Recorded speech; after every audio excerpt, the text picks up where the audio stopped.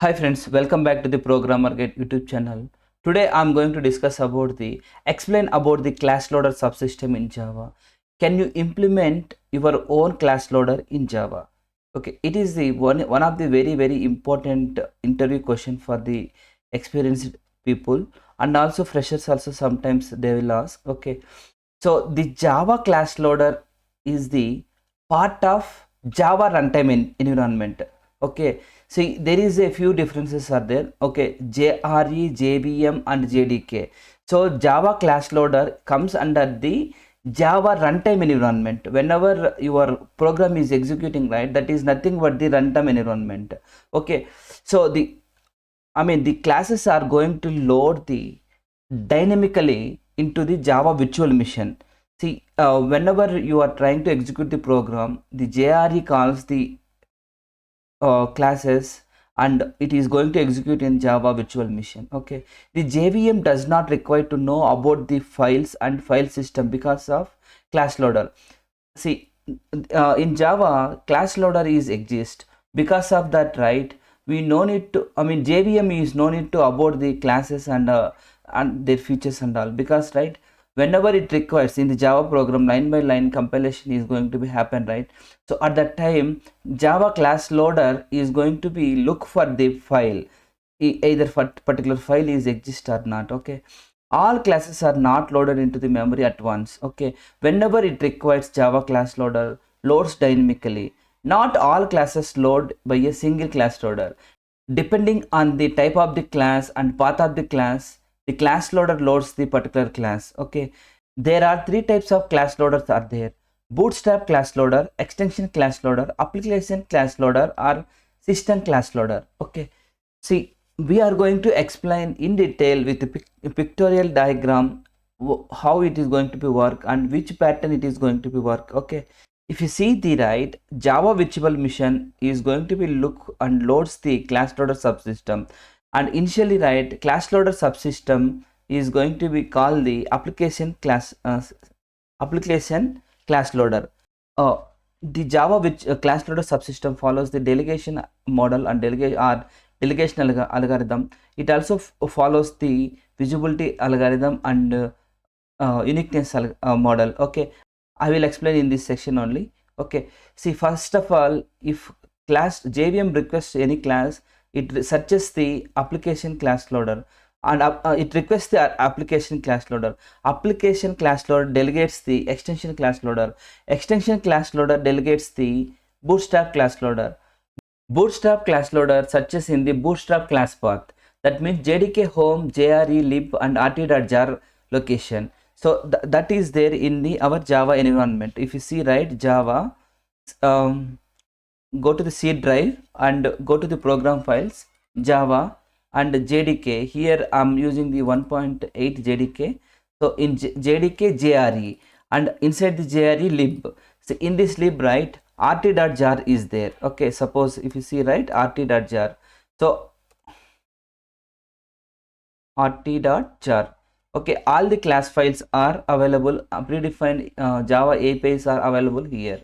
Okay, so this rt.jar file is going to be look, and the request suppose the requested class is not found in the bootstrap class path, then bootstrap class loader delegates the extension class loader. The extension class loader is going to be searching the extension class path, JDK home and JRE lib and extension jar in the same folder, right? If you see in the same folder, there is a extension is there. See, there is extension dependent jars are there. Okay, so it is going to be look for all the jars. If particular class is exist, then it is going to be execute Java program. Suppose if extension class loader does not contain any information, then it delegates to the system class loader. So system class loader is the child class of extension class loader. Extension class loader is child class of bootstrap class loader. So bootstrap class loader is the parent class and system extension classes are the child classes. Okay, so now the extension class loader is going to be check in the environment variable class path.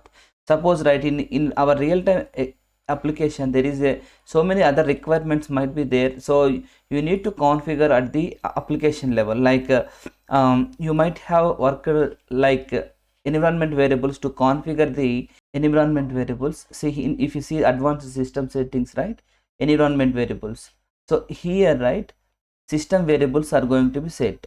So these system variables are going to be help to look for the requested classes at the entire environment. Okay, this is how Java class loader subsystem is going to be work. Suppose if application class loader also doesn't contain any classes whatever requested by the JVM, then it is going to be throw the class not found exception or no class def found error. Okay, so this is how it is going to be work. So the same content I'm explaining in the content based. See, bootstrap class loader. Bootstrap class loader is responsible to load the class from the bootstrap class path. Here bootstrap class path means usually Java application internal JVM uses the rt.jar. So rt.jar is going to be all core Java API classes are belongs to the rt.jar. Okay, extension class loader. Extension class loader is the child class of bootstrap class loader. This class loader is responsible to load the extension class path. And if you see the application class loader, right, the application class loader is the child class of extension class loader. This class loader is responsible to load the application class path. Okay, this application class path loader is implemented only in Java, and the name of the application class loader is like we can say like sun dot is launcher dollar application class app class loader. Okay, there are a few principles are there, like delegation model and visibility principle and uniqueness principle. Delegation model I have already explained, so I'm going to show in this slide. See, delegation model, see the complete thing I already explained. Okay, so the Java virtual machine and Java class loader uses the algorithm called delegation hierarchy model to load the classes into the Java file. The class loader work based on the set of operations given by the delegation model. They are class loader is always follows delegation hierarchy principle. Whenever JVM comes across the class, it checks whether class is already loaded or not. Suppose if class is already loaded, then method area then JVM proceeds the execution. If class doesn't present method area, right, then JVM asks the class loader subsystem to load the particular class, and then it is going to be delegates this application class loader and delegates the extension class loader and delegates the bootstrap class loader. Then what happened in bootstrap class loader, right, bootstrap class loader will search the bootstrap class path. If class is available, then loaded. If not, it delegates to the request to the extension class loader. If extension class loader searches and in the extension class path, if it is available, then it will load. If it is not available, then it is going to be loaded into the application class loader. Application class loader searches the class in application class path. If class is available, then it loads. Then if it is not there, then class not found exception is going to be generated. So this is the delegation model. Now we will see the visibility principle. The visibility principle states that the class loaded by the parent class is visible to the child class loader, but child class loader is not visible to the parent class loader. See, this is very simple to understand. It is following the inheritance model. Okay, it's very simple. It is following the inheritance model. Suppose class Java test class has been loaded by the extension class loader, then class is only visible to the extension class loader and application class loader not to the bootstrap class loader. If the class is again tried to load the using the bootstrap class loader, then it is gives the class not found exception. Uniqueness property. The uniqueness property ensures that classes are unique and there are no repetition of the classes. This is also ensures that classes loaded by the parent class loader are not loaded by the child class loader. Okay, see, there are the few methods are there. So these are the methods very important.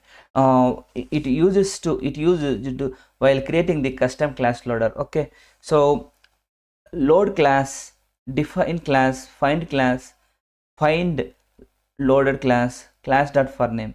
So you might have used the load class and class.forName many times when you are working with the database. Okay, so you can pause and see it. You can get to the all the information. Okay, so now we will see how to create the custom class loader. Suppose, right, customized class loader means sometimes, right, we may not satisfy with the default class loader mechanism. Then we can go for the customized class loader. The default class loader dot class file only once, even though we are using the multiple times that class in our program. After loading the dot class file, if you modified the outside, then default class loader won't load the updated class version of the dot class file on fly, because dot class file is already there in the method area. To overcome this problem, right, we are going to implement the customized class loader. Public class customized class loader is the class, and all, if you want to create, right, you need to extend the class loader. If you see example, right, you will understand. See, here customized class loader is there, right? I have created the taken one class and extending the uh, class loader. Okay, so in this class loader I'm creating the method loading load class. Okay, so in the student, right, student1 student s1 is equals to new student. This is there in out of the box. Okay, and the default class loads the student dot class. Suppose, right, both the developers or both the companies are working parallelly to updating this class, right? At that time, whatever the class is available, our class path, right, that is going to be work. So if you want to load different company or different programmer modifier, right, you need to call the class loader dot load class. Actually this is the class, right? You can define any class, but it is going to have the properties of the class loader. Okay, so this customized class loader checks, updates and loads the updated version of the student. Okay, so this is how it is going to be work. This is how it is going to be work. So I hope you have been enjoyed watching this video. If you like the content of the video, please like, subscribe and share the video with your friends. Thank you very much for watching this video. Take care. Bye bye.